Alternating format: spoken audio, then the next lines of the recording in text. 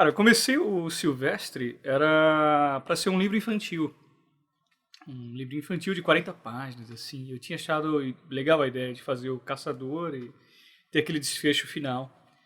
Meio que dá pra dar um, sei lá, um pedala Robinho na criançada, assim, meu, acorda pra vida, vamos ver que, meu, o negócio, o buraco é mais embaixo. Escrevi todo o texto do Silvestre, comecei a fazer os esboços, eu até publiquei algumas páginas lá no Facebook, fiz uma... Obrigatoriamente, por conta do edital, eu tive que colocar uma campanha lá de acesso, acessibilidade à obra e tal, então tem a coisa do processo lá no Facebook, é Silvestre HQ. Tem lá alguns processos de esboços do que seria o livro infantil. E aí é aquela coisa da criação, né, cara? Você faz uma história, você começa a dar voz para ela, criar as suas imagens, e ela vai te apontando algumas coisas, alguns elementos. Então, de um quadrinho, de um livro infantil de 40 páginas, cresceram-se algumas páginas a mais, e aí eu fui entendendo a história e vendo que dava para levar para outros lugares aquilo. Os personagens estavam pedindo mais voz, não tem tanta coisa que eu posso falar aqui, me deixa, por favor, me deixa o quê?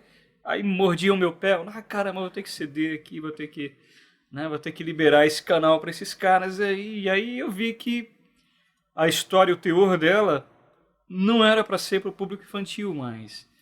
Então eu comecei a imaginar o livro como um livro ilustrado. E nos moldes tradicionais de um livro ilustrado. Era ilustração, texto, ilustração, texto, ilustração, texto. E aí nisso eu fui criando, fui dando corpo à história, ela foi se desdobrando em várias partes. E numa dessas eu tive que criar a coisa assim, o caçador ele tá caçando um raro animal lá numa seara qualquer. Qualquer não, né? Não tem nada qualquer ali. Mas assim, ele tá seguindo os rastros. À medida que ele caminha, ele vê alguns elementos, como uma galhada de cervo, ele lembra da lenda do cervo.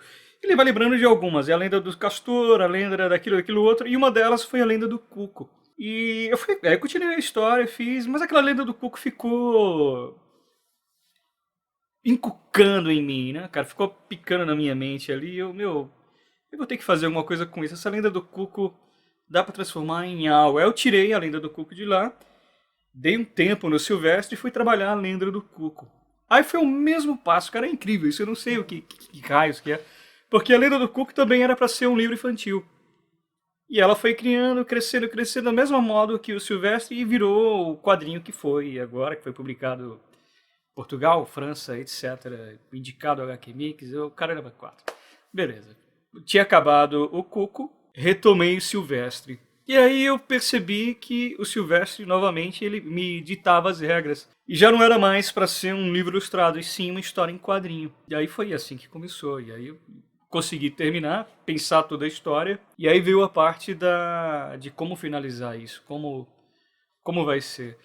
E aí, aquela coisa, eu acho que o título, a história já me disse tudo. Era uma história silvestre, uma história selvagem em si.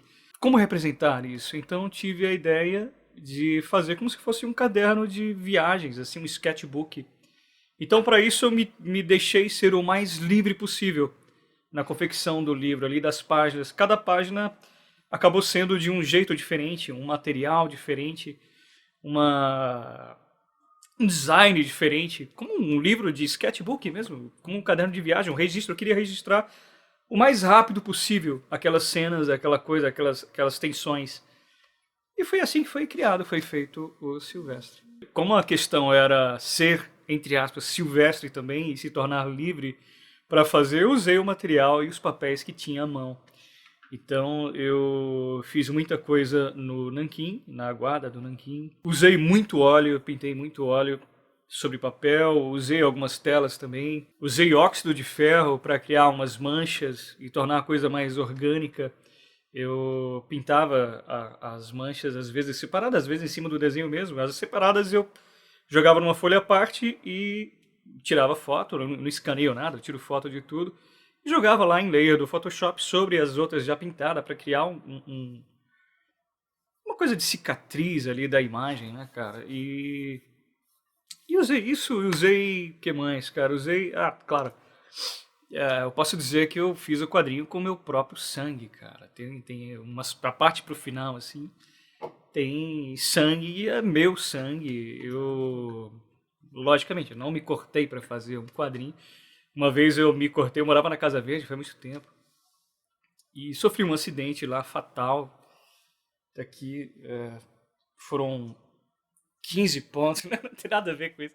Foi um cortinho, um talhozinho. Não tô acreditando, velho. Que mentiroso. Não, não, é verdade. Foi isso daqui. Eu morava atrás de um bar. Era um boteco, a minha casa era um bunker, assim. Era atrás de um bar. Era abaixo do nível do solo. Era escuro, não entrava luz nem nada. E eu ia pra mercearia, esse barzinho. Era uma adega, na verdade. Era a cerveja mais barata de São Paulo lá, o Bar do Zé, lá na Casa Verde, Rua Galileia. Não sei se ainda existe, se existir. Cerveja gelada e barata é lá. Eu ia eu entrava pelos fundos da adega. Era como se fosse pra minha cozinha, assim. Então pegava lá a cerveja com o seu Zé, era meu papito da época lá, meu papi. E tal, beleza, ficava aquela coisa toda. E eu pintava em casa, melava tudo, o meu monitor era todo melado, o tablet. E um belo dia, eu achei um negocinho de vidro, assim, encostado num poste. Poxa, eu vou colocar sobre o monitor, assim, num ferro com a tela do meu monitor. Beleza, eu tô lá pintando, né? Aquela coisa toda meio esgremista, assim, e pra lá e pra cá. E numa dessas bateu nesse vidro, caiu, quebrou. E eu ia falar outra história que era desse aqui, né? Que era da briga de bar, da cerveja, o cara. Mas foi uma. Mas vamos outra versão aqui, vai ser a do talho do vidrinho lá, que caiu, cortou meu dedo e saiu sangue pra caramba. E tinha os papéis, tinha vários papéis já, tudo no jeito. Meu, peraí, deixa eu ver o que que sai aqui. E aí fiz algumas pinturas com sangue, assim. E chegou o dia de usá-las, foi agora. Só falta Eu sabia que um dia eu ia usar aquilo pra alguma coisa, e eu acho que foi um bom momento. Pesquisei mitologia hindu, africana, tailandesa. Eu fui atrás de várias lendas, vários deuses extintos, vamos colocar assim, né? Então fui atrás de vários, li muita coisa da cultura iorubá e acabei jogando tudo lá. É uma espécie de um celeiro, um grande celeiro, um grande revival de todas essas entidades. Então fui atrás deles e tentar me habituar com como um personagem desse se expressaria, o que ele poderia fazer para deixá-lo mais crível ali dentro da história. E assim, o Silvestre é uma desculpa, não sei se desculpa, mas eu tenho para mim que é uma celebração, né? Se eu fosse espremer aquilo lá, seria o monoteísmo versus o politeísmo. Os deuses versus o homem. Ou os deuses, ou os deuses versus o Deus criado pelo homem, coisa do gênero. Foi um resgate. Assim, eu sou da pintura, né?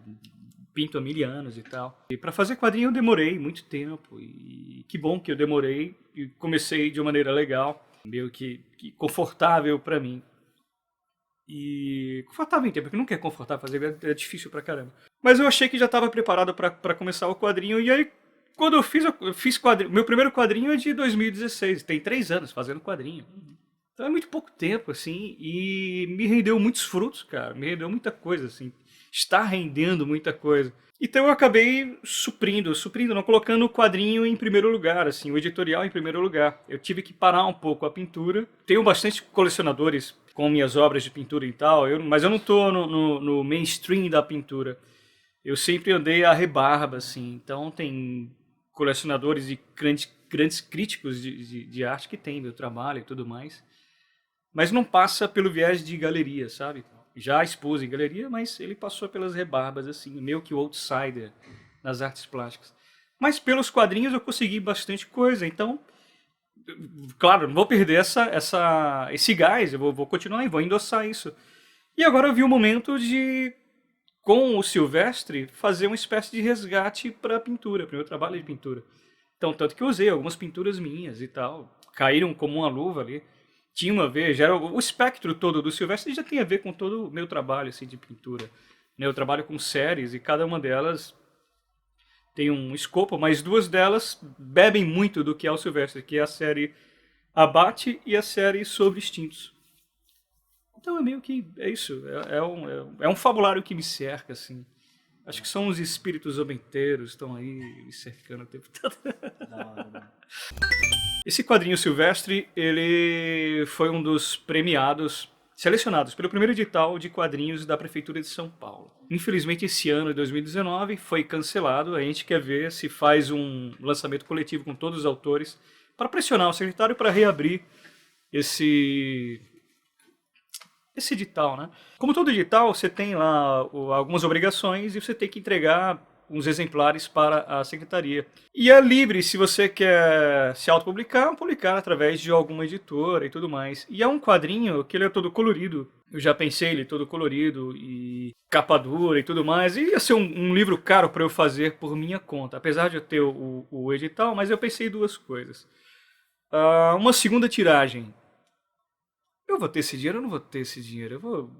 Cara, vivo no Durango Kid aí da vida. Então, esse foi um ponto. O outro ponto foi... eu quero trazer outros leitores para os quadrinhos. Né? Sair um pouco do nicho dos quadrinhos e ir para a literatura. E aí, nesse ponto, eu vi a Dark Side como um norte, assim. Porque ela tem um baita hype imenso. Os leitores são bem assíduos em relação a tudo que eles fazem. Tem toda uma literatura de terror fantástica lá com eles. E eu pensei, poxa, acho que dá pra conversar, né? Dá pra pegar junto. E eu mostrei pra eles, mostrei pro Lielson. Na verdade, eu acho que o Lielson tava acompanhando já também. Eu andei postando aquele velho truque de soltar umas paginazinhas aqui, acolá, e, né, jogar a isca. E os peixes grandes pegaram, os tubarões vieram pra cima. E, cara, eu adorei, assim. Foi uma negociação muito legal, muito fácil. Aquela coisa, já tava praticamente pronto. E aí teve alguns ajustes propostos pela equipe editorial da Dark Side e que vieram bem a calhar, assim. Teve umas páginas a mais para dar um respiro todo. Tem uma coisa de... Eu tinha pensado o quadrinho no começo, quando eu estava fazendo, em fazê-lo todo manual, assim. E minha letra é feia demais, ia dar trabalho demais, aquilo. Aí eu fiz um lugarzinho ou outro e acabei ali. Aí um jeito de simular isso de alguma forma foi fazer uns pequenos traquejos nas letras. Sambar para lá e para cá. Então, por exemplo, disfarce. Palavra disfarce. Eu inverti o R, juntei algumas letras para ficar meio... A palavra disfarce parecia meio disfarçada de alguma forma. Então eu fiz todo esse traquejinho, assim, e os caras curtiram a ideia. Tem uma coisa de metalinguagem em algum ponto da história, e aí o Lielson sugeriu fazer a coisa manual mesmo. Nesse ponto, vamos fazer manual, escrito à mão. Então eles contrataram... Cara, esqueci o nome dele. É o cara que ele fez bastante coisa da Pipoca e Nanquim. Ele é apoiador do Papuzini, Arion. Arion, você é fera, cara. Ele meio que... Valeu, Carlão. A letra dele pareceu com a minha, assim, não sei se ele pegou uma e emulou. Cara, eu achei lindo, assim, ficou demais. Então foi bem legal, cara. Eu tinha uma proposta, algumas propostas de capa, era pra fazer... Seria capa e sobrecapa, né? Tinha um joguinho. A Darkside manteve isso, ela inverteu uma ordem, mas ficou lindo do mesmo jeito. E é isso, eu tô esperando chegar. Vai chegar hoje, dia 29 em casa, 29 de dezembro, que dia... Fatídico não, né? Fatídico pra alguém, pro leitor. Mas pra mim vai ser lindo, cara. Tô louco pra ver isso aí impresso. Você pode me achar. Eu e o Carlos estamos saindo aqui pra ir pro famoso Recanto. É Recanto Paulista. Qual é a rua ali? Matias Aires com a Haddock. Você me encontra ali. É um dia da vida aí, uma noite perdida no mundo. Pós-Ugra, né? Pós-Ugra, Geralmente pós-Ugra ali é o point. Ou o Bar Violeta do lado também. Geralmente eu dou umas paradinhas ali, uns perdidos ali. Valeu. Valeu, meu irmão. Obrigado, cara.